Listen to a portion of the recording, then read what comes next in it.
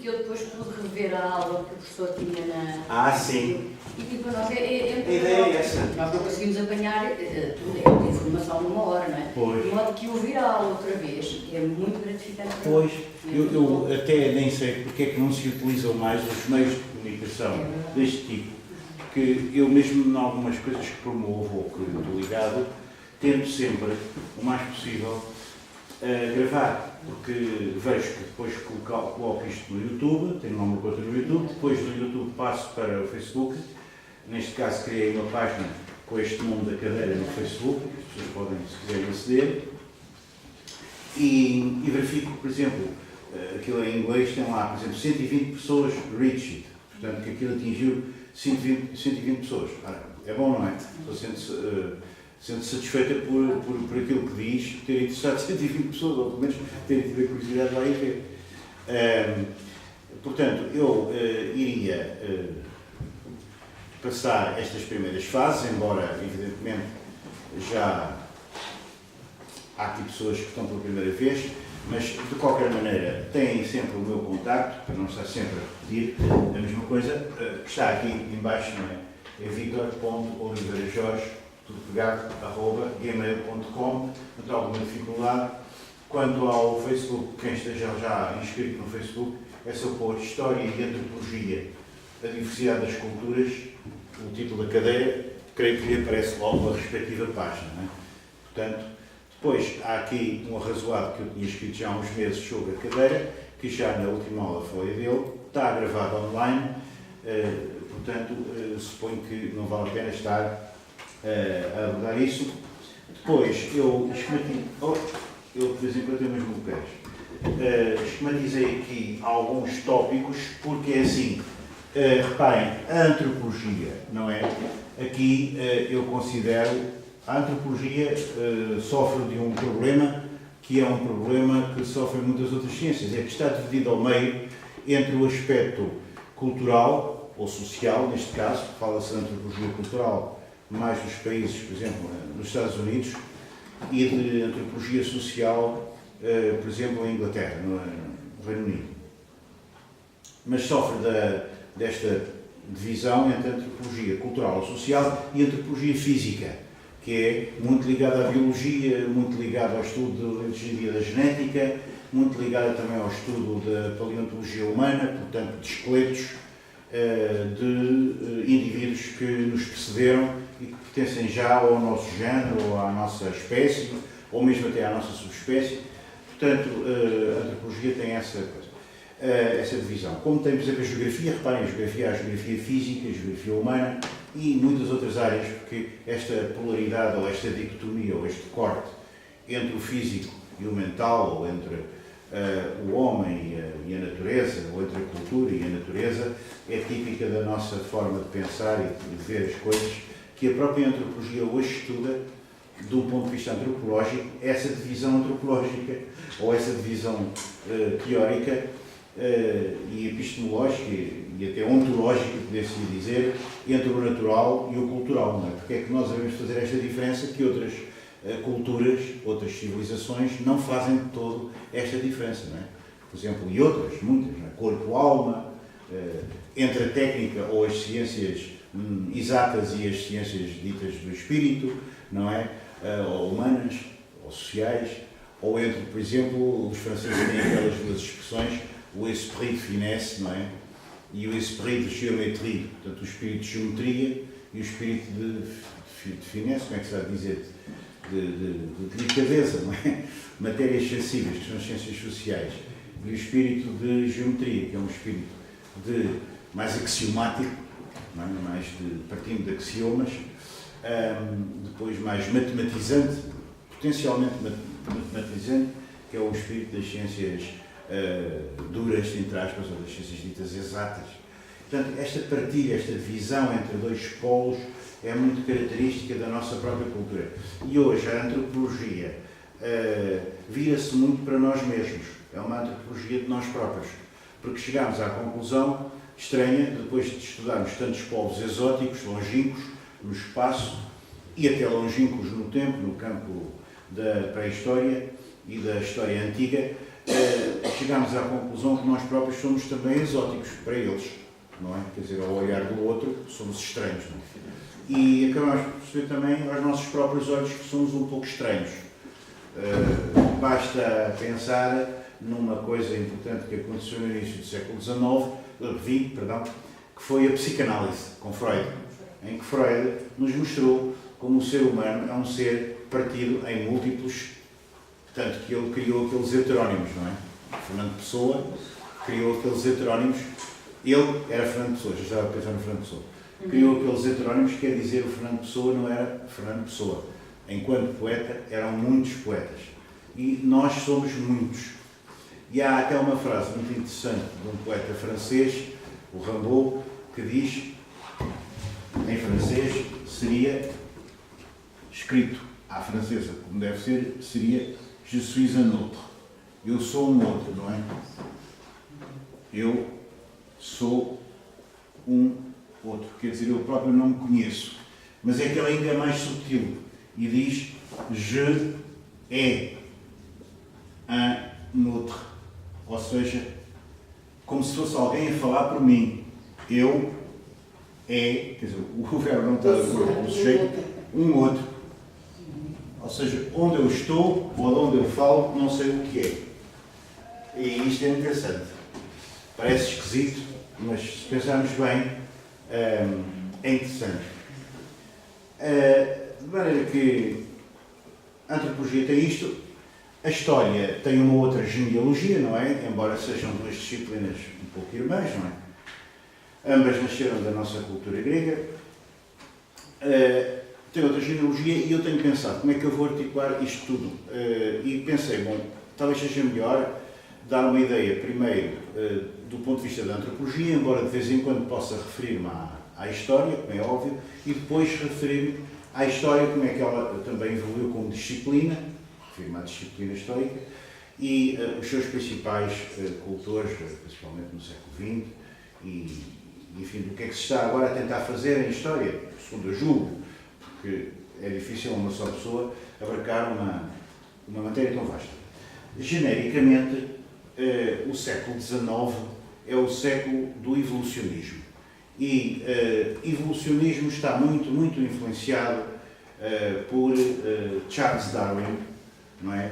Aquele autor que foi o autor da teoria da evolução das espécies, que é aplicada naturalmente à biologia, à vida, às espécies vivas, mas ele começou por publicar a origem das espécies, para se adiantar, aliás, a um outro senhor, a um outro naturalista, como se podia dizer na altura, que já tinha também chegado às mesmas conclusões e até lhe mandou um texto, só que vivia longe, e o Darwin, percebendo que o outro tinha chegado a conclusões muito parecidas com as dele, apressou-se a escrever o livro e a publicá-lo, e assim surgiu A Origem das Espécies, um dos livros, depois da Bíblia, não é? Ou depois do Corão, sei lá, quer dizer, ou depois da Tora, não é?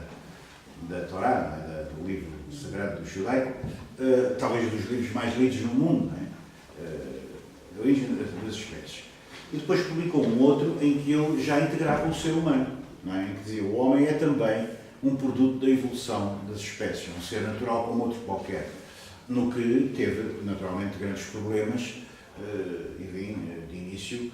Ele até levou muitos anos a publicar o livro, mesmo A Origem das Espécies, porque tinha receio de isso poder ferir a mentalidade do seu tempo. Temos que ver que estava em plena Grã-Bretanha, ou pleno Reino Unido, da época conservadora, Tudor, vitoriana, perdão, da época vitoriana, e, portanto, do século XIX, e isso podia ferir muitas sensibilidades, nomeadamente até as sensibilidades religiosas. Mas, enfim, todas as pessoas que tentaram criar qualquer coisa de novo em ciências ou no conhecimento tiveram alguns problemas com a hierarquia ou com o dogmatismo religioso, não é? Que não tem nada a ver com a religião provavelmente em si.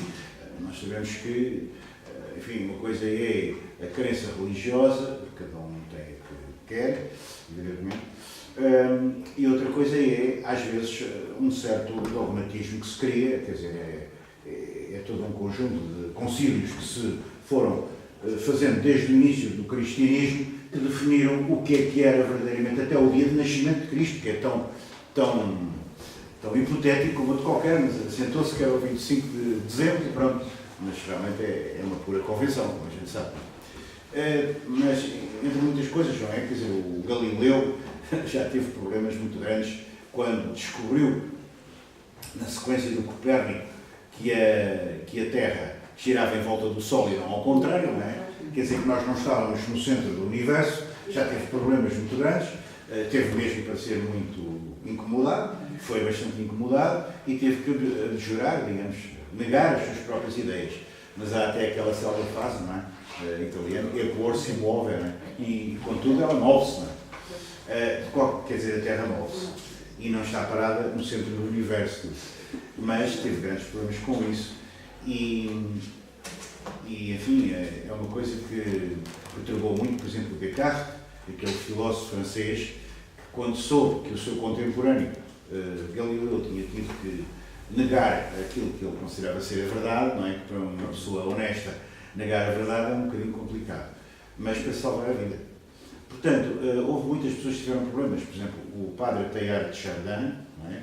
Uma figura bastante conhecida já do século XX, era um paleontólogo, mas ele foi mandado a determinada altura pela Igreja, que suponho para a China, onde aliás acabaria por encontrar também coisas interessantes do ponto de vista da paleontologia humana, mas o Teilhard de Chardin teve problemas com a hierarquia do Vaticano, precisamente por defender a evolução das espécies, portanto, por defender que o homem surgiu dos outros primatas e que é um primata como os outros. Há a diferença de que, naturalmente, é um animal muito especial porque criou esta coisa estranha que nós andamos aqui a tentar perceber, que é a chamada cultura. Portanto, todo este mundo do simbolismo. Mas, de facto, a história, como eu creio que estava a dizer, tem a sua própria história, a história dos historiadores, não é? Das várias teorias que foram tentando explicar o tempo humano, a historicidade do ser humano, não é? O ser humano é um ser que tem uma historicidade, quer dizer, que vive no tempo e que tem a consciência do tempo. Não é? Nós temos aquilo que o Freud chamou a pulsão de morte. A pulsão de morte não é o desejo de morrer, é o contrário. É aquilo que nos mantém desejosos de viver. Não é? E a pulsão de morte nunca se elimina. Permanece permanentemente a rodar em torno de nós. Enquanto que, por exemplo, o desejo, que é diferente da pulsão, o desejo, esse podemos satisfazê-lo, não é? Simplesmente, de certo modo, o desejo nunca se completa e tem sempre que se satisfazer de mais uma vez, e mais uma vez, e mais uma vez, e mais uma vez. É compulsivo. Não é? Mas a pulsão de morte é esta coisa que o homem tem e que o distingue dos animais, não é? Que é a consciência de que vamos morrer, mais cedo ou mais tarde, e, portanto, somos seres temporais, somos seres provisórios, estamos aqui provisoriamente e queremos entender. Queremos entender porque é que estamos aqui, qual a razão, aquelas velhas perguntas. Quem somos, de onde viemos, para onde vimos, etc.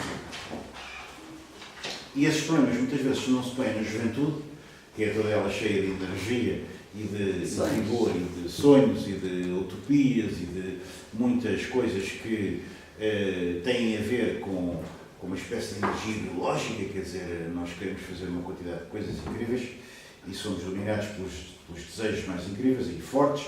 Quando chegamos a uma determinada idade, começamos a acalmar um pouco em certos aspectos, mas não necessariamente de outros.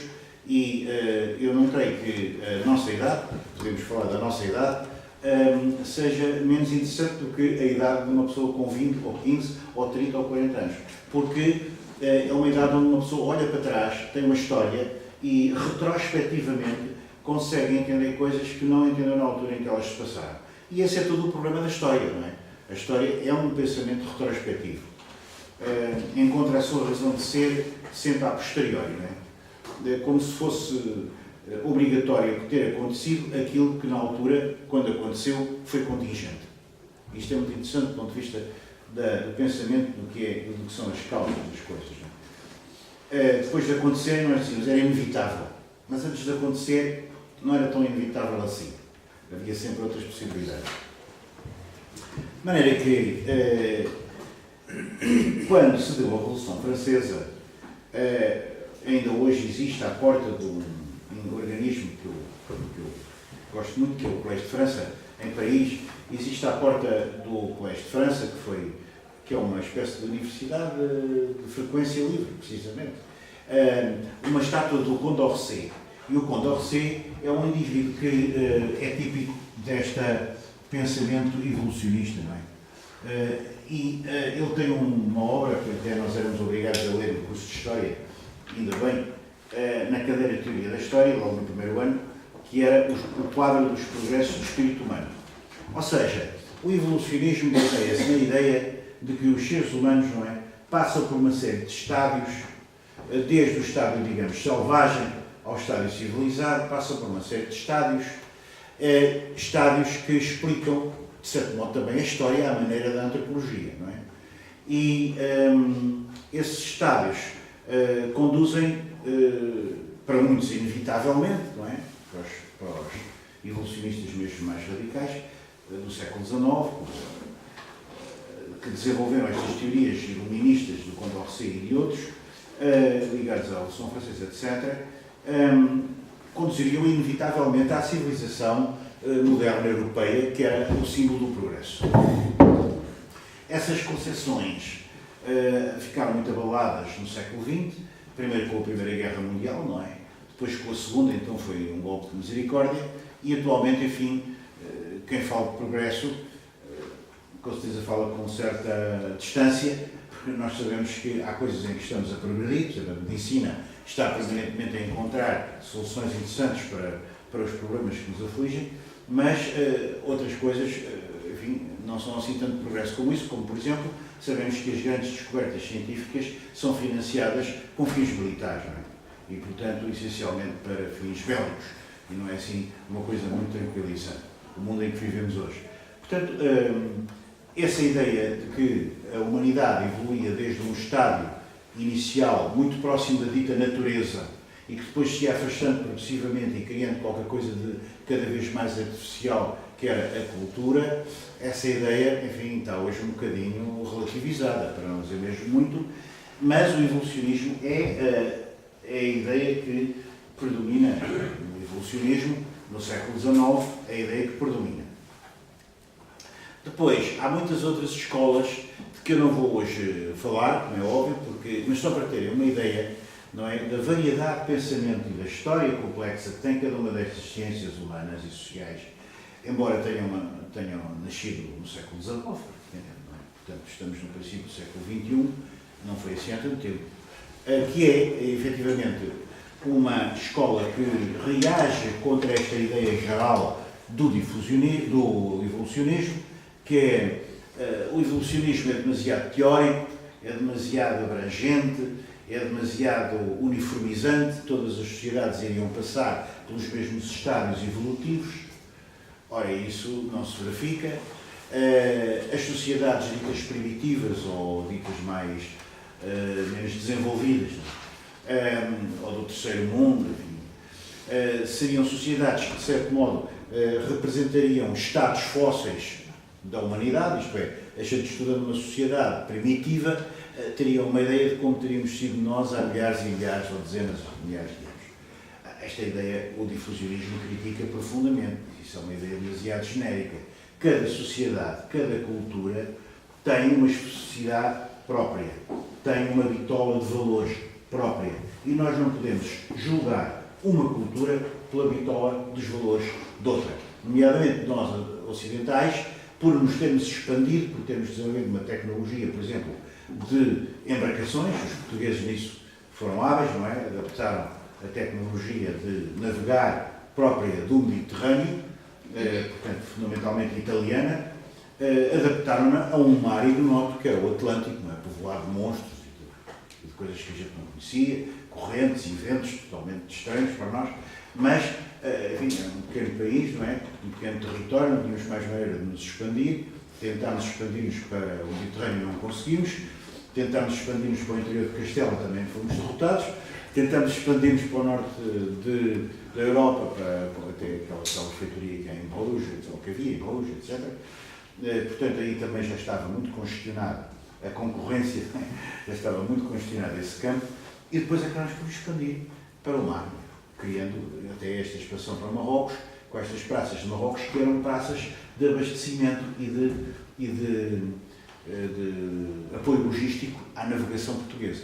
E nós fomos pioneiros nesse aspecto, de facto, quer dizer, em adaptar, não é, a navegação ao mar aberto, completamente ignoto, e criámos, de facto, essa capacidade de chegar aos mais longínquos sítios do planeta, onde as pessoas nos viam como se fôssemos indivíduos que vêm de Marte, não é, completamente estranhos.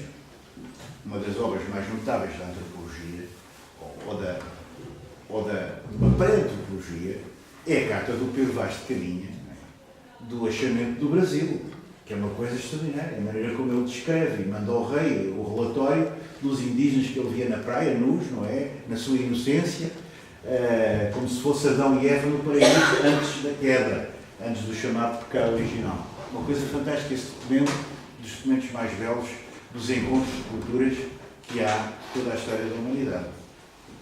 Até foi editado muitas vezes, não é? Há anos vinha até como suplemento de um jornal, não sei se do Público, se do Expresso, se de qualquer outro jornal, foi editado a carta do Pedro Vaz de Caminha, que é uma maravilha de descrição, não é?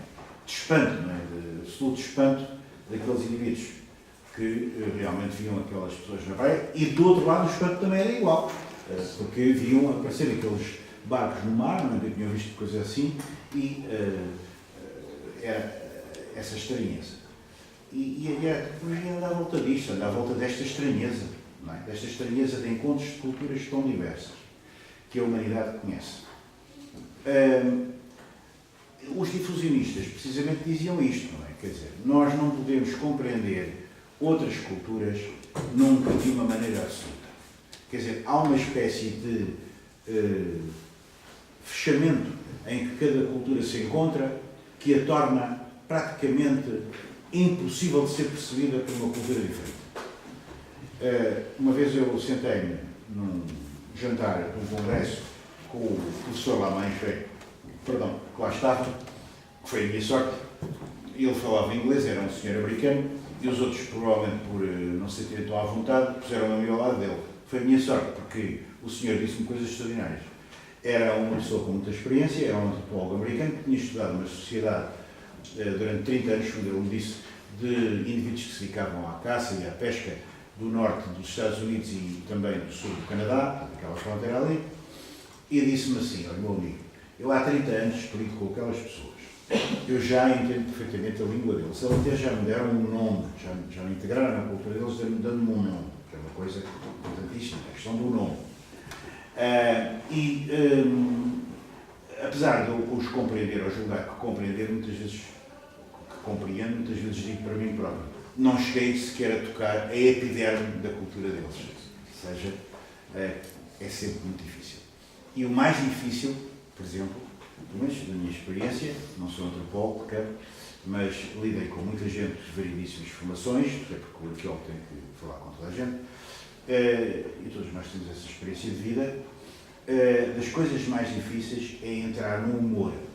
Quando nós estamos num grupo de estrangeiros e eles começam a falar e a contar anedotas uns aos outros, nós temos uma grande dificuldade em também achar graça, porque não estamos dentro dos pressupostos que as anedotas implicam. De maneira que não sabemos o contexto, não sabemos o texto. Não é? Não conseguimos perceber, não temos vontade de rir. E isso mostra-nos de facto a dificuldade. Portanto, até certo ponto, o difusionismo, que é um bocado mais característico da primeira metade do século XX, veio, de algum modo, digamos, contrabalançar as ideias demasiado teóricas, progressistas, mas de um progressismo ingênuo, do evolucionismo, que pensava que todos os povos iriam tender para a civilização tal como consideravam que existia a civilização europeia, ocidental, moderna. De facto, uma das escolas, tenho que fazer saltos, depois devemos voltar a este esquema, uma das escolas onde é mais característica essa ideia do relativismo das culturas é o chamado culturalismo americano, que está ali em baixo, sobretudo com um indivíduo de origem alemã, mas que teve uma importância enorme nos Estados Unidos, é um dos pais da antropologia, o Franz Boas, que de facto, depois teve como assistente Margaret Mead. E, de facto, estes autores, não é?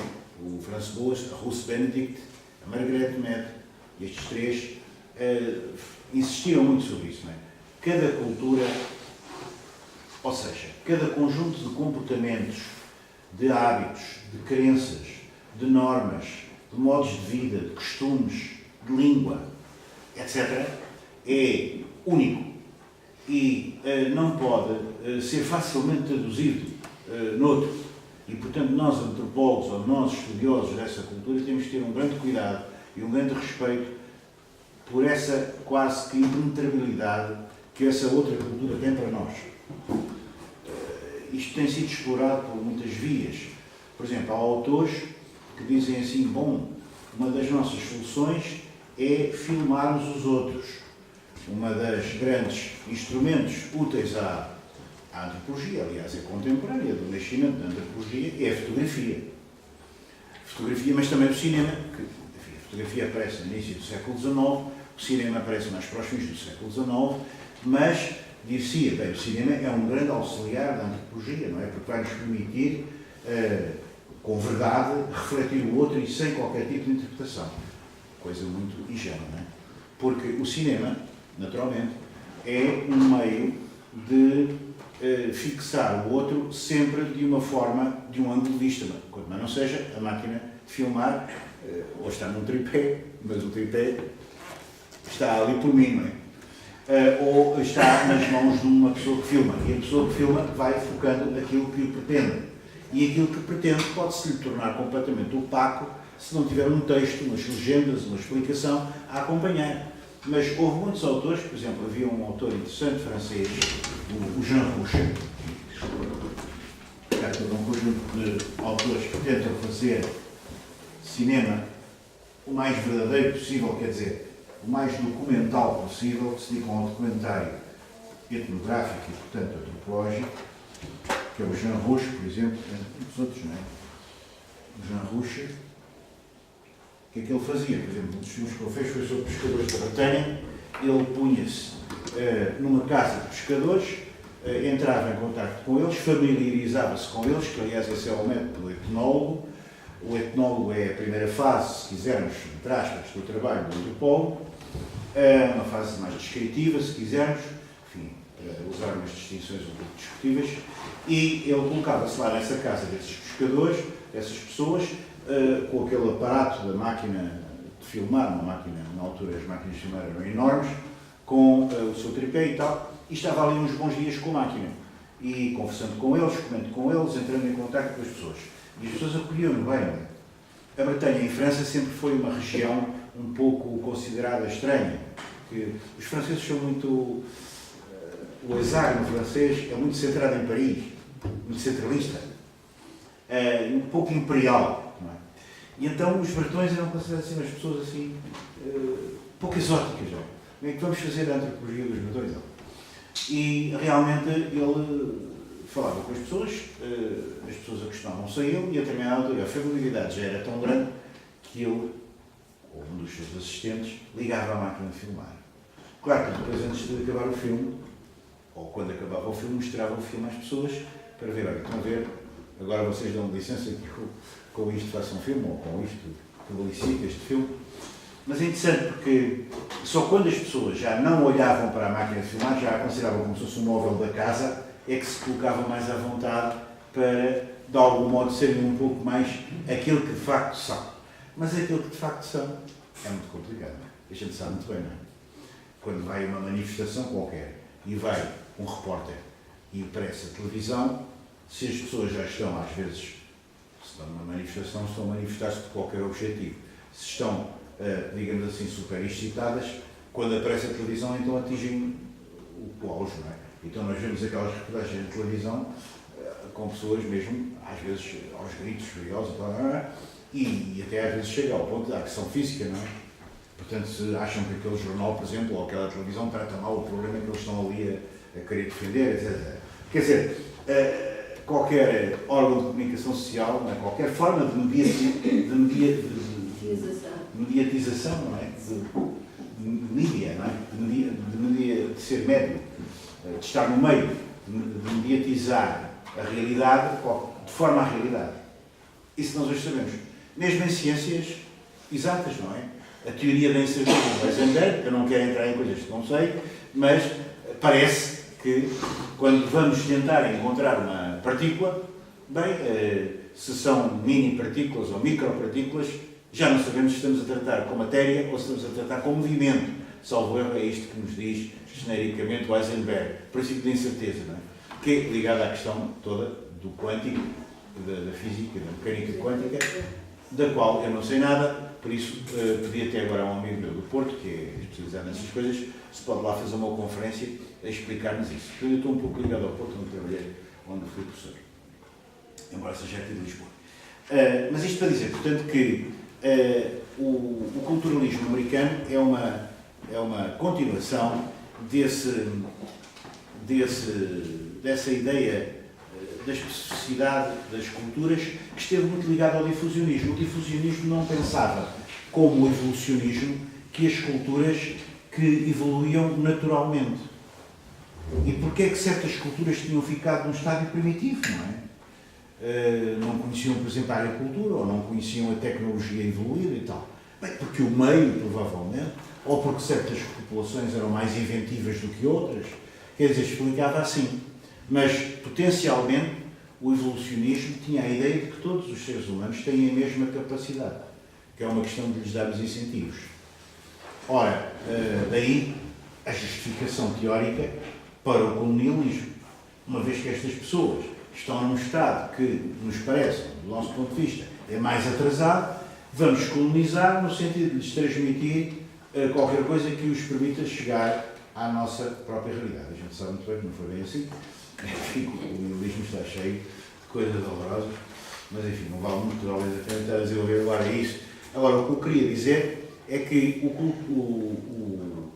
culturalismo americano, e de uma maneira geral, até as ideias que a antropologia chamaram a atenção para a particularidade de cada cultura, consideram que uma cultura se desenvolve por influência de outra.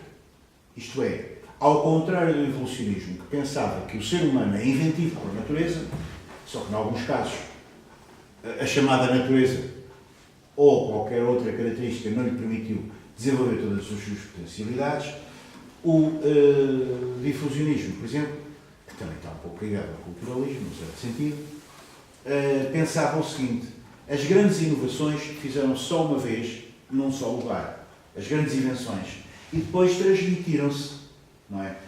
No espaço e no tempo, tendo às vezes chegado, ou levado milénios, a chegar a outro ponto do planeta.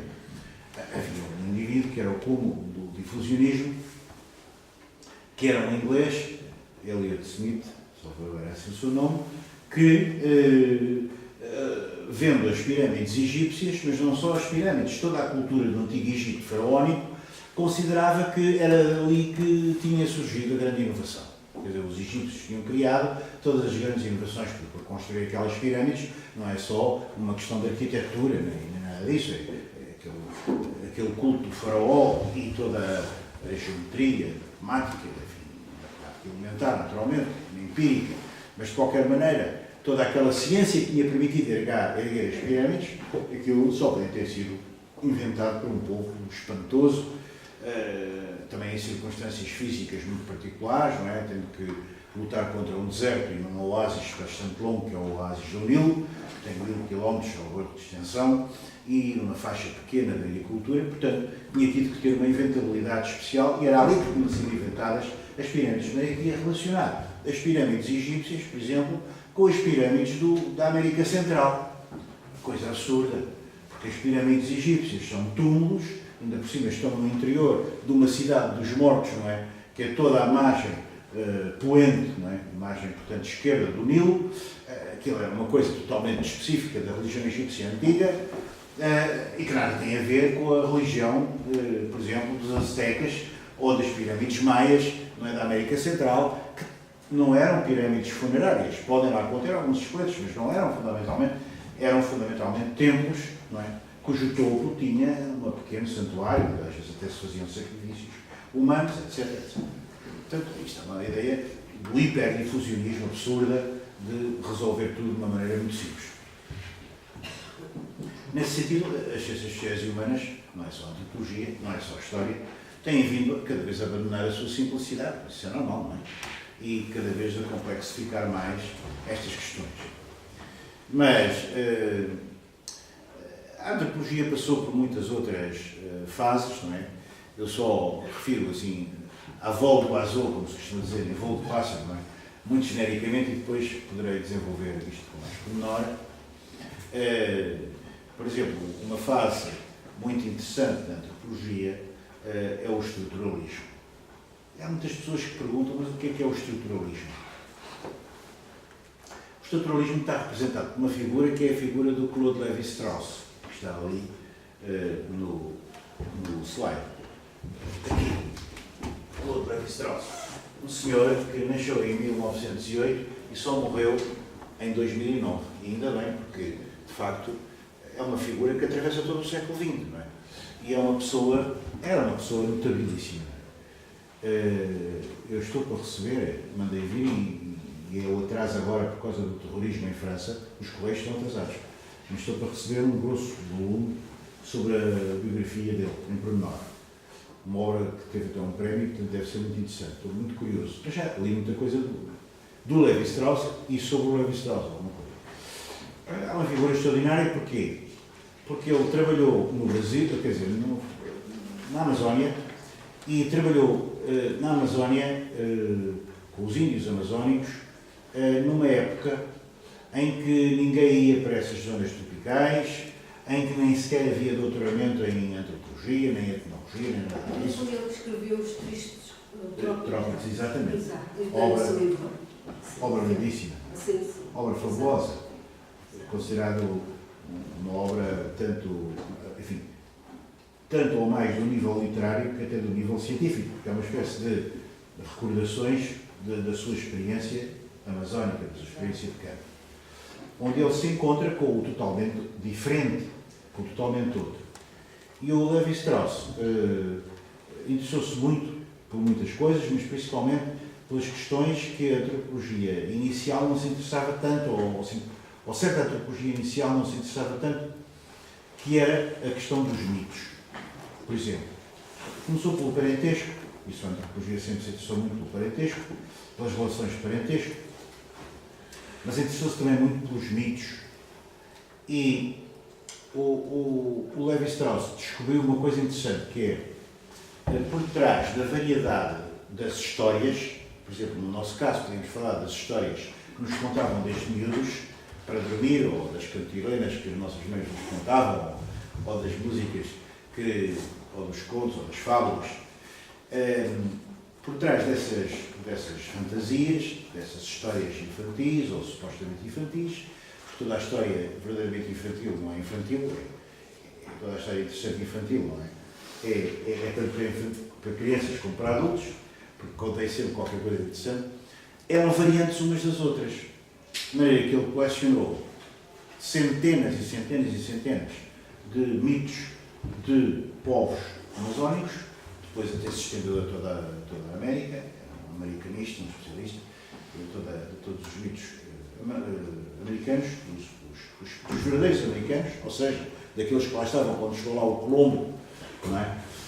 E acabou por perceber que por detrás das manifestações visíveis, objetivas, daquilo que nós fazemos, daquilo que nós dizemos, daquilo que nós contamos, está sempre uma determinada pré-organização do cérebro, uma pré-organização da nossa mente, da nossa sensibilidade, da nossa cosmovisão, quer dizer, da nossa visão global do mundo, poderíamos dizer, da nossa mitologia, da nossa cosmologia, e isso é o que ele chamou a organização estrutural da realidade, não é?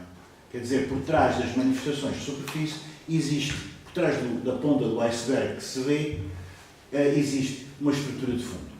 E a estrutura de fundo era, muitas vezes, no caso dos mitos dos índios da Amazónia, uma estrutura binária, não é? Ou seja, por exemplo, a diferença entre a comida crua, o alimento cru e o alimento cozido. Os homens, por exemplo, iam caçar, obtinham o alimento, um produto de caça, ou um produto de pesca, ou recolhiam uma planta comestível, um tubérculo qualquer, e traziam-no, e as mulheres cozinhavam-no e transformavam-no numa coisa que lhe permitia a alimentação. Muitas outras coisas desse tipo. Quer dizer, um estudo que mostra que aquilo que está à vista é apenas um ecrã de qualquer coisa que está por trás do ecrã. E essa coisa que está por trás do ecrã são as estruturas do nosso pensamento. Por exemplo, nós, aqui na civilização ocidental, estamos estruturados para pensar sempre em termos desta polaridade que há bocado eu referi, de corpo, alma, espírito, natureza, até outras, homem, mulher, etc. E, portanto, isso são estruturas que subjazem a tudo que a gente faz e pensa. E isso é uma descoberta importante, porque, por muito que a gente discuta ou que discorde, até acho que isso é um bocado de exagero, o que é certo é que há uma certa verdade nisto. Quer dizer, há qualquer coisa de inconsciente coletivo que condiciona, que molda a nossa maneira de ser, e essa moldar a nossa maneira de ser é até importante para a construção de um sentimento coletivo, que nós às vezes consideramos o senso comum, não é? Quer dizer, o senso comum, às vezes damos numa conotação negativa, isso é o senso comum, isso não interessa, isso é vulgar. Mas a verdade é que se nós não tivermos um certo senso comum, ou seja, um certo sentido de comum, de partilharmos alguma coisa com os nossos semelhantes, mais próximos nomeadamente, nós não conseguimos viver em sociedade nenhuma, não é? Porque, enfim, há um conjunto de hábitos que estão incorporados. De forma que essas estruturas... Desculpe, tenho que sair um bocadinho mais cedo. À sua vontade, com certeza. Obrigada. Obrigado. Até para a semana. Até para a semana. Essa ideia do senso comum, ou do sentido profundo, não é? Que existe subjacente a tudo o que fazemos e pensamos, e, no caso dos índios amazónicos, o Lévi-Strauss, em várias obras, nomeadamente numa obra em 4 volumes chamada As Mitológicas, não é? Que é uma obra, de facto, incrível. Ele é um trabalhador incansável, mas era uma pessoa extremamente culta, extremamente aberta. Sabia imenso sobre música, falou imenso sobre música, escreveu sobre música, mas muitas outras coisas. Portanto, essa obra revela-nos, de facto, como a maior parte das histórias podem mudar as personagens. Não é? Por exemplo, sei lá, aquilo que numa história representa o jaguar, que é uma figura que aparece muito, um animal que aparece muito nos mitos americanos, o jaguar, noutra pode ser representado por outro animal, uma cobra ou qualquer outro animal. Mas a estrutura do mito, quer dizer, a organização, digamos assim, sintática daquele mito, o papel que cada uma daquelas personagens joga no conjunto da história, pode mudar, eles podem cambiar, podem trocar de papel, mas no fundo a história é basicamente a mesma. Quer dizer, todos os mitos geram outros mitos. E ele estudou milhares, de maneira que chegou à conclusão que por trás daquilo que pensamos, por trás daquilo que sentimos, por trás daquilo que contamos, por trás das histórias, das fábulas, que encerram muito verdadeiro sobre aquilo que nós sentimos e pensamos, estão estruturas. E por isso daí vem a ideia de estruturalismo. Quer dizer, é uma ideia de que há um a priori, não é? Quer dizer, qualquer coisa que acontece em nós, que é antes de começarmos a pensar. E que nos é imiscuído, incorporado pela nossa cultura. Desde o nosso terro, berço, não é? Onde colhemos o essencial daquilo que viremos a ser mais tarde. Hoje isto ainda se discute, evidentemente que há muitas outras correntes e muitas outras influências em antropologia. Há uma antropologia materialista que acontece em todas as ciências sociais, é uma perspectiva segundo a qual basicamente não existe o transcendente, não é?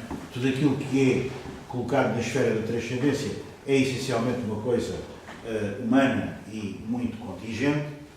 Portanto, existe esta diferença entre o transcendente e o imanente, não é?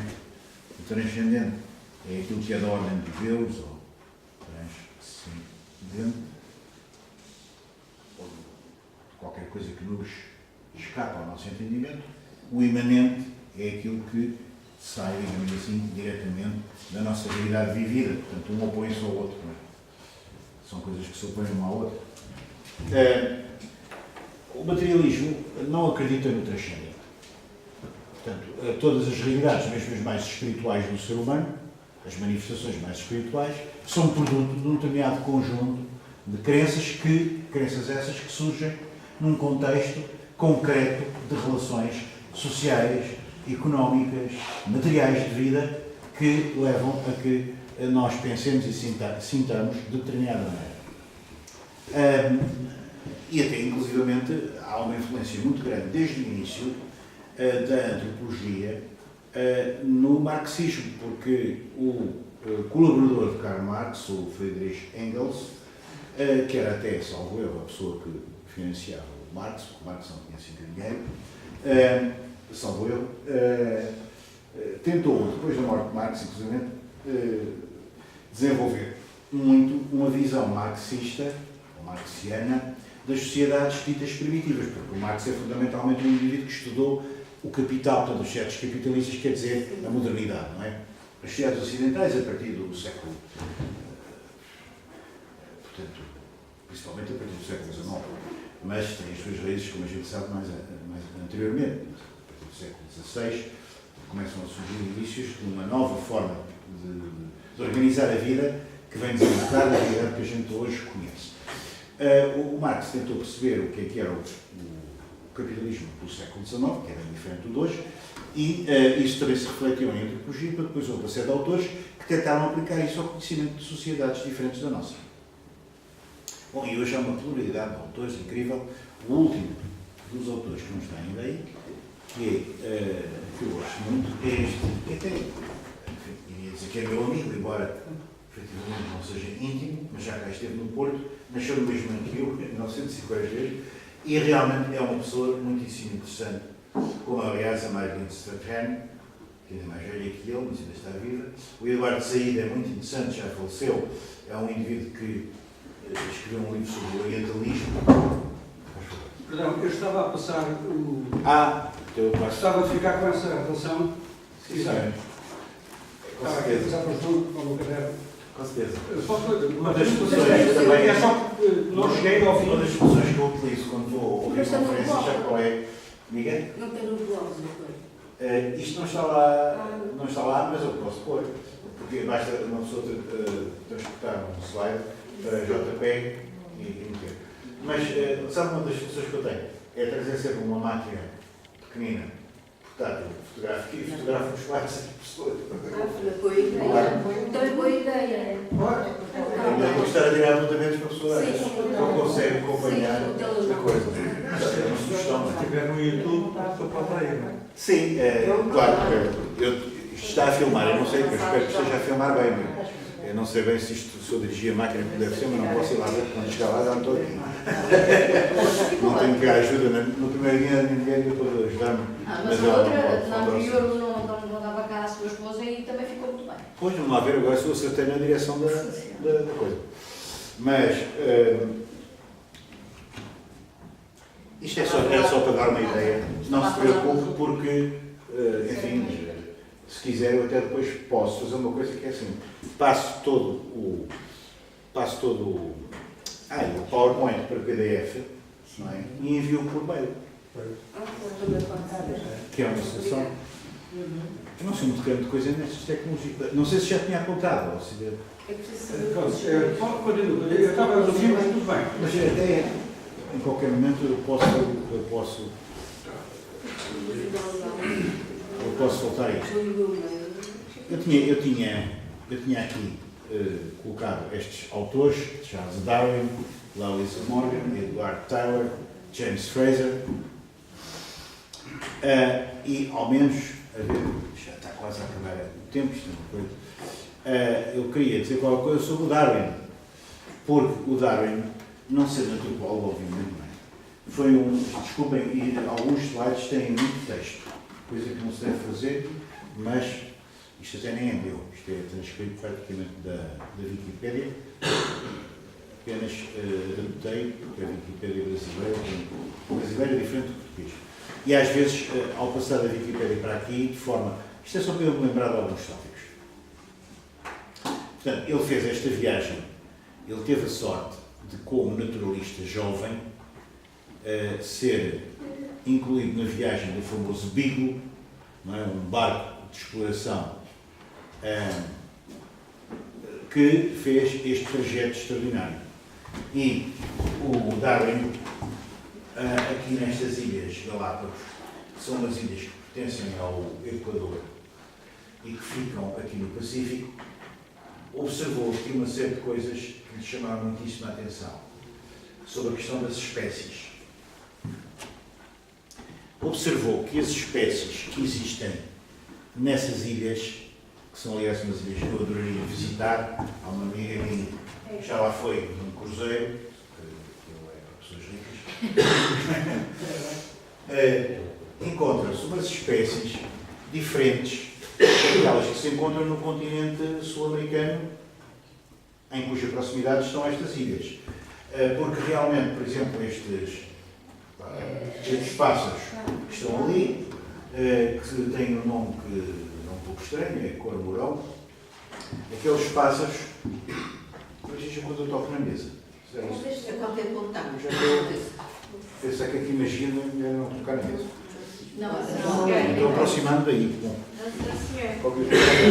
aqueles pássaros têm uma característica que é, não conseguem voar.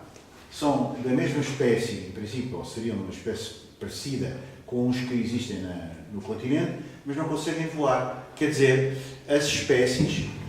É que, é preciso ver, na época do Darwin, não é?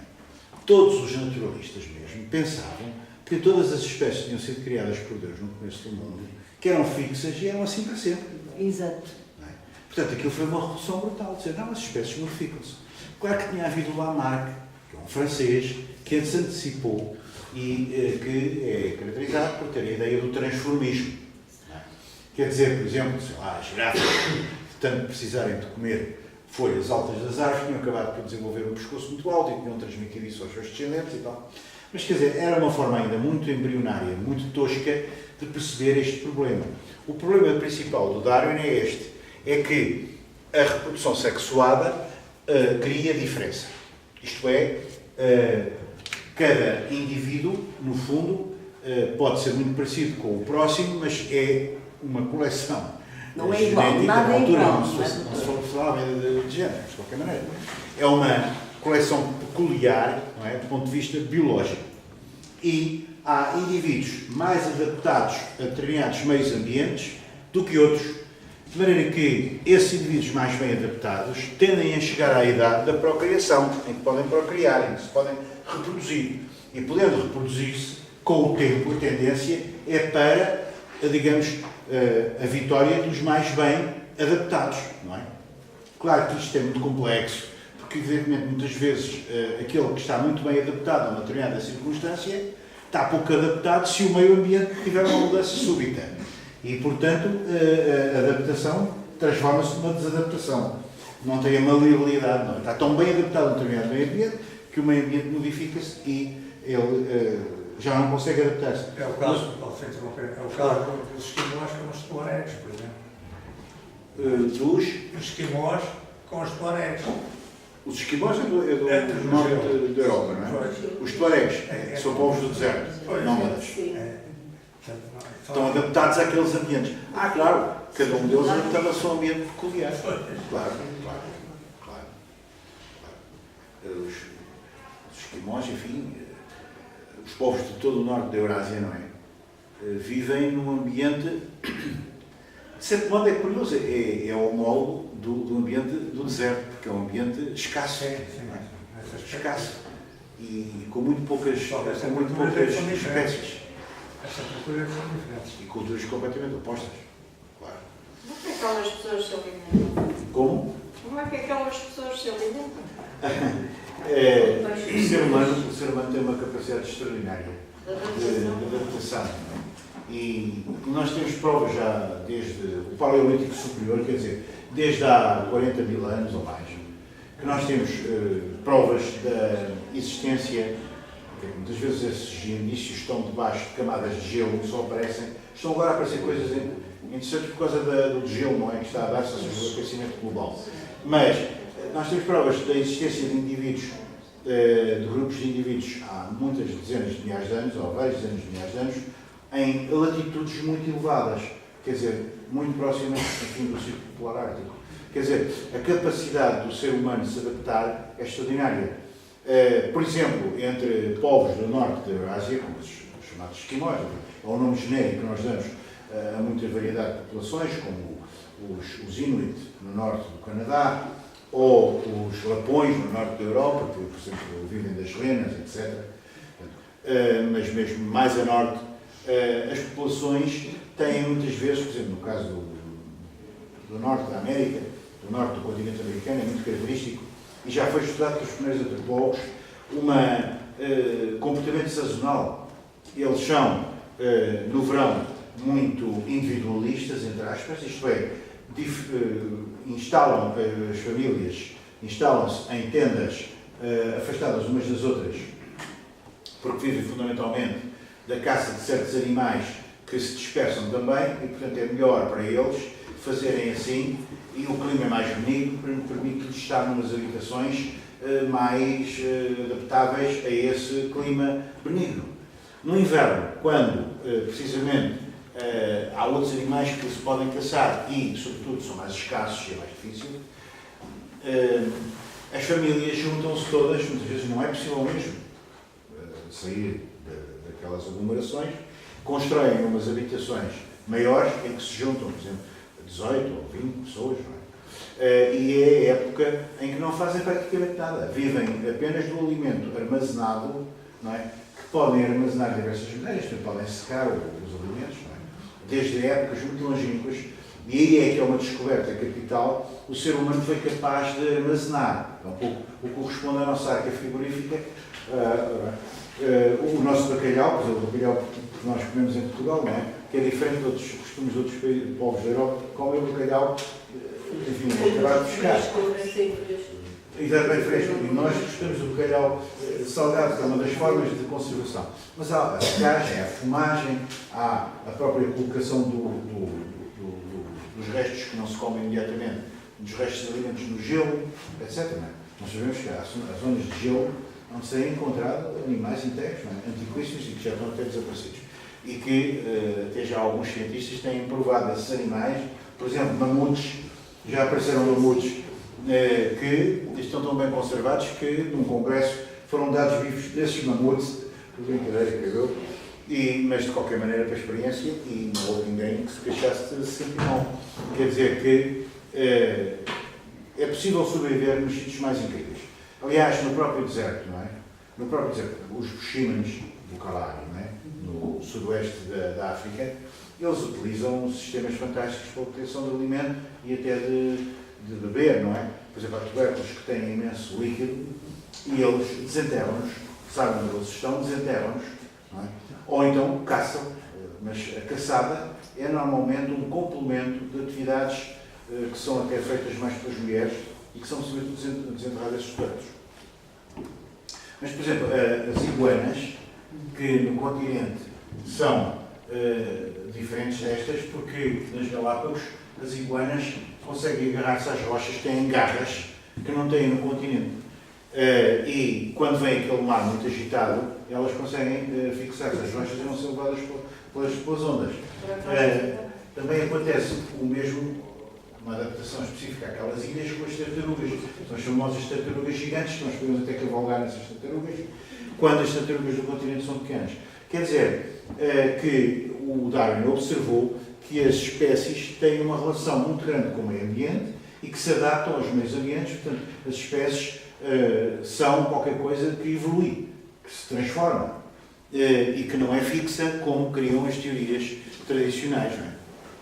E, precisamente, Isto depois é adaptado ao ser humano, porque nessa altura, também no século XIX, se tinha dado a descoberta num vale da Alemanha, perto de Düsseldorf, de uma calote, que é a calote do chamado homem de Neandertal, o crânio do homem de Neandertal, que é um ser humano que ainda conviveu com a nossa própria subespécie.